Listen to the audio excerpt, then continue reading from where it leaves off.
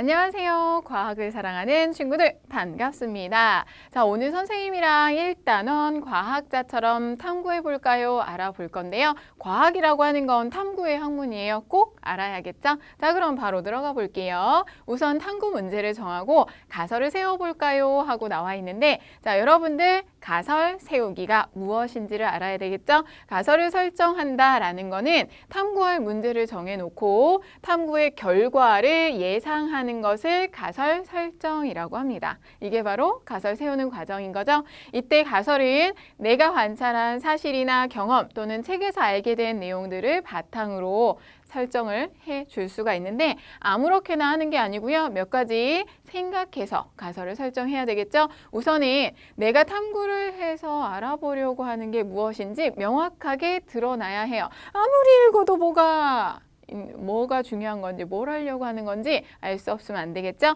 명확하게 드러나야 하고 비슷한 맥락이에요. 이해하기 쉽도록 간결하게 표현해야 합니다. 간결하게 조금 간단하게 표현을 하는 게 좋겠죠. 그리고 나서 탐구를 해서 가설이 맞는지 확인할 수 있어야 해요. 내가 스스로 혼자서도 탐구를 해서 확인이 가능한 이것 생각하면서 가설을 설정해야 되겠죠? 중요한 거니까 알아두시고요. 자, 그러면 우리가 직접 해보도록 할 건데 교과서에 나와 있는 내용을 살펴봅니다. 효모 발효 조건에 대한 가설을 세울 건데요. 빵반죽을 했더니 차가운 냉장고 안에 둔 빵반죽은 부풀지 않고 따뜻한 창가에 둔 빵반죽이 부풀었더래요. 그래서 이걸 보고 가설을 세워볼 건데 우선 효모가 발효하는 데 필요한 조건을 봤더니 따뜻한 온도가 필요하다라는 걸 알았어요. 왜 그렇게 생각했냐면 우리가 봤던 거 따뜻한 창가에 둔 빵은 잘 부풀었는데 차가운 냉장고 안에 넣어둔 빵은 부풀지 않았어요. 이걸 보고 이제 가설을 세워봅니다. 효모가 발효하는 조건을 온도로 생각을 한 거죠. 온도에 맞게 효모는 차가운 곳보다 따뜻한 곳에서 더 잘 발효할 것이다 라고 가설을 설정을 했죠. 내가 온도 조건을 생각해서 온도에 관련 지어서 가설을 설정했다. 기억을 하시면 되고요. 자, 이제 가설을 세웠으니까 실험 계획을 해봐야겠죠. 실험 계획은 가설이 맞는지 확인할 수 있는 실험 방법을 생각하는 거고요. 그리고 나서 이건 순서대로 여러분 알아두시는 게 좋습니다. 중요한 거 실험에서 다르게 해야 할 조건과 같게 해야 할 조건을 찾고 그 방법을 정해야 해요. 같게 할 조건, 다르게 할 조건이 정말 중요하다는 거 반드시 명심해 두시고요. 그리고 나서 실험하면서 관찰하거나 측정해야 할 것, 실험에 필요한 준비물, 실험 과정, 모든 구성원의 역할 등을 정합니다. 자, 이런 것들은요, 직접 해보면서 확인하는 게 조금 더 좋겠죠? 살펴보시면 실험 계획을 세울 때 가설이 따뜻한 곳에서 더 잘 발효할 것이다. 이니까 이거를 확인할 수 있는 실험 방법을 생각해 보는데 효모액을 만들어서 차가운 물과 따뜻한 물 이렇게 담가 봅시다. 이때 여러분들 요거 실험 조건 잘 기억해 두세요. 다르게 해야 할 조건은 시험관을 담글 물의 온도예요. 애초에 가설이 온도가 다를 때, 온도가 다를 때 발효하는 정도가 다를 것이다 라고 가설을 세웠기 때문에 온도 조건을 다르게 해야 한다. 반드시 기억하셔야 합니다. 그리고 나서 다르게 해야 할 조건 이외의 모든 것을 다 똑같이 같게 만들어줘야 돼요. 시험관에 넣을 효모액의 양이나 물의 양, 시험관의 종류와 크기, 실험 시간, 실험 장소 등 모든 조건을 다 같게 할 것 오로지 딱 하나 온도 조건만 다르게 해야 한다. 자, 여러분들 이거 실험 조건을 다르게 해야 할 것과 같게 해야 할 것 정리해서 이대로 실험을 하는 게 매우 중요합니다. 강조해 드렸어요. 확인해 주시고요. 그 외에 관찰하거나 측정할 것 미리 생각해 두고 준비물 확인하실 것. 자, 이렇게 해서 실험 계획을 세우면 되고요. 자, 실험을 이제 계획을 하는 과정에서 이 가설에 맞게 실험 과정 쭉 정리를 해보고 그리고 나서 구성원들이 어떤 일을 해야 할지 요거까지 확인을 하셔야 하는데 여러분들 요거 순서대로 잘 정리를 해야 하고요. 하나하나 정리를 잘 해야 계획에 맞게 실험을 할 때 잘 실험을 할 수 있습니다. 이것도 잘 정리해 두시면 되겠죠? 그리고 나서 이제 실험을 할 거예요. 실험을 할 때 당연히 실험을 계획에 맞춰서 잘 따라해야 되겠죠? 주의할 점부터 살펴보시면 실험은 변인 통제를 하면서 계획한 과정대로 진행을 합니다. 변인 통제가 뭐지? 같게 할 조건과 다르게 할 조건 우리가 생각을 했었죠. 실험 계획 과정에서 그거 같을 조건, 다를 조건, 같게 할 조건, 다를 조건을 잘 통제를 해가면서 실험하는 이게 바로 변인 통제가 되고요. 관찰하거나 측정한 내용은 바로바로 정리합니다. 나 좀 이따가 기억해서 쓸 거예요. 절대 안 돼요. 깜빡할 수도 있고 하기 때문에 바로 정리를 해주시고요. 실험 결과가 예상과 다르더라도 결과를 고치거나 빼지 않습니다. 이거 실험하다 보면 많은 친구들이 이거 잘못됐는데 내가 뭐 잘못한 거 아니야? 살짝 고쳐야지. 이렇게 하는 경우가 있는데 그러면 안 되겠죠. 혹시 다르더라도 고치거나 빼지 않고 그대로 모두 기록을 하고 반복해서 실험을 하면 더 정확한 실험 결과를 얻을 수 있어요. 자, 여러분들 주의할 점 기억을 해둬야겠죠. 그러면 우리가 발효 조건 알아보는 과정을 직접 실험을 해봅니다. 차가운 물에 담긴 시험관 그리고 따뜻한 물에 담긴 시험관을 보고 관찰을 정리를 했죠. 글로 정리를 해놓고 그림으로도 해서 차가운 물에서는 변화가 없었는데 따뜻한 물은 5ml였던 게 9ml로 이렇게 변했습니다. 이런 걸 쭉 실험하고 관찰한 결과 정리를 한 내용까지 확인할 수 있겠죠. 나도 할 수 있겠네 생각 가지시고 중요한 거 체크해 두시고요. 자, 이제 실험 결과를 다 받았잖아요. 그러면 이 실험 결과를 변환하고 해석을 해봐야 돼요. 우선 자료 변환하기라고 나와 있는데 여러분들 자료 변환 우리가 지금 계속해서 조금 간단한 용어로 정리가 되어 가고 있죠. 변인 통제, 가설 설정 이렇게 이런 용어들 잘 기억을 하셔야 하는데 관찰한 내용이나 측정한 결과에서 얻은 자료를 표나 그래프 그리고 그림 등으로 바꾸는 것을 우리는 자료 변환이라고 해요.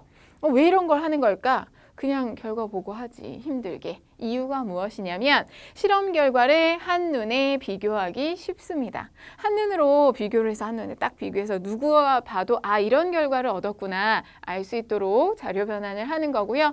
자, 그리고 자료 변환을 할 때는 아무렇게나 하는 게 아니라 이 실험 결과에 맞는 자료 변환 과정을 선택을 해서 그 방법으로 변환을 하는 게 좋아요. 자, 그러면 예를 들어서 자료 변환의 형태를 살펴보시면 막대 그래프 같은 경우는 막대의 길이로 자료값을 나타내 주는데 자료의 양이나 크기를 한눈에 비교하기 쉽겠죠. 이게 제일 많구나, 이게 좋구나 바로 확인을 할 수가 있고요. 다음 꺾은 선 그래프 같은 경우는 점이나 선으로 자료값을 표현을 하고요. 이때는 변하는 값 사이의 관계나 전체적인 규칙을 파악하기가 좋아요. 마지막으로 그림을 표현을 할 때는 사물의 모양이나 자연현상을 이해하기 쉽습니다. 그림으로 표현을 하면 우리가 이거를 모양이 이렇게 길쭉하게 생겼는데 털이 좀 나 있고 그러면 사람마다 이렇게 생각하는 게 머릿속으로 그리는 게 다를 수 있죠. 그런데 그림을 그려주면 모두 다 이해할 수 있죠. 그래서 이렇게 자료를 변환할 수 있다라는 거 확인해 두시고요. 그럼 우리는 그래프로 자료를 변환해 볼게요. 차가운 물에서는 보세요. 똑같죠. 높이가 똑같았어요. 시간이 지난 뒤나 시간이 지나기 전이나 처음과 15분이 같았지만 따뜻한 물에서는 변했네 라는 걸 한눈에 바로 알 수가 있겠죠. 이렇게 자료를 변환하는 거다 알아두시면 되겠고요. 그리고 나서 이제 자료 변환까지 다 마쳤어요. 우리는 이제 자료를 해석합니다. 실험 결과를 표, 그림 등으로 그래프나 그림 등으로 변환을 해서 해석을 하시면 되는데 다르게 한 조건과 실험 결과 사이에 어떤 관계가 있는지 이걸 살펴보는 게 가장 중요해요. 어떤 관계가 있는지 살펴보시고요. 그렇게 해서 자료를 해석하는데 이게 문제로 나올 때는요. 자료 해석이 무엇인지 설명하는 내용에 관련된 문제가 잘 나와요. 실험 결과를 보고 알 수 있는 점을 생각하고 자료 사이의 관계나 규칙을 알아보는 과정을 자료 해석이라고 한다. 이거 정의를 기억해 두시는 게 좋고요. 이때 자료를 해석할 때는 그럼 어떻게 해야 할까? 방법을 알고 있어야겠죠? 실험 과정을 되짚어보는 거야. 내가 어떻게 실험을 했는지 되짚어보고 실험 조건을 통제해서 잘 실험했는지 또는 관찰 또는 측정 방법이 올바르게 되어 있는지 생각해야 하고요. 자료 해석을 하는 방법 해서 여러분들이 다르게 한 조건과 실험 결과와의 관계에서 규칙을 찾아주세요. 규칙에서 만약에 벗어나는 경우가 있다면 왜 벗어나는 걸까? 이것도 생각을 해야 돼요. 여기 자료 해석 과정이 생각보다 까다롭습니다. 잘 기억을 해서 보시면 되겠고요. 그러면 우리가 이 그래프로 변환한 자료를 실제로 해석을 한번 해볼게요.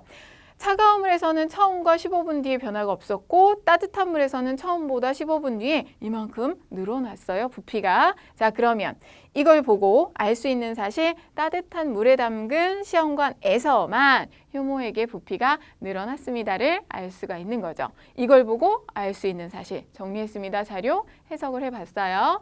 자, 그러면 이제 결론을 내려보도록 하겠습니다. 우리가 다 끝났어요. 거의 다 끝나고 마지막 단계라고 생각을 하시면 되겠죠? 우선 실험 결과에서 결론을 이끌어내는 과정을 살펴보시면 결론을 내릴 때는 결과를 보고 실험한 결과를 보고 나의 가설이 맞는지를 판단을 해요.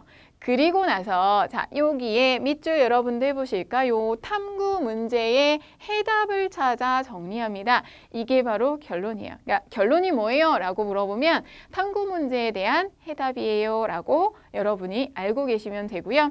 그렇게 해서 결론을 내렸죠? 이제 결론 도출 알아볼 건데 거의 비슷해요. 결론 도출이라고 하는 건 실험 결과를 보고 가설이 맞는지 판단하고 결론을 이끌어내는 과정을 우리는 결론 도출이라고 합니다. 자, 가설 보세요. 효모는 차가운 곳보다 따뜻한 곳에서 더 잘 발효할 것이다 라고 우리가 가설을 처음에 세웠었죠. 그리고 나서 실험을 다 했어요. 실험을 다 했더니 따뜻한 물에 담근 시험관에서만 효모액의 부피가 늘어났다. 아, 온도가 맞구나. 따뜻한 곳에서 발효하는 게 맞구나. 나의 가설이 맞죠? 실험 결과가 나의 가설과 같아요. 결론을 뒷받침하는 추가 실험을 해볼 수도 있고요. 실험 결과가 나의 가설과 만약에 다르다면 내가 가설을 잘못 설정했네. 다시 가설을 설정해서 실험 계획을 가설에 맞게 다시 수정을 한 다음에 또 다른 실험을 할 수가 있겠죠. 자, 여러분 결론을 도출한 다음에 거기서 끝이 아니라 또 다른 새로운 실험들을 할 수 있다라는 것까지 같이 기억을 하시면 되겠습니다. 자, 이렇게 해서 탐구하는 내용을 쭉 살펴봤는데요. 꽤 긴 내용이지만 한 장에 정리가 가능할 정도로 여러분이 깔끔하게만 정리하신다면 충분히 할 수 있으니까 한번 쭉 살펴보시고요. 이만 마치도록 할게요.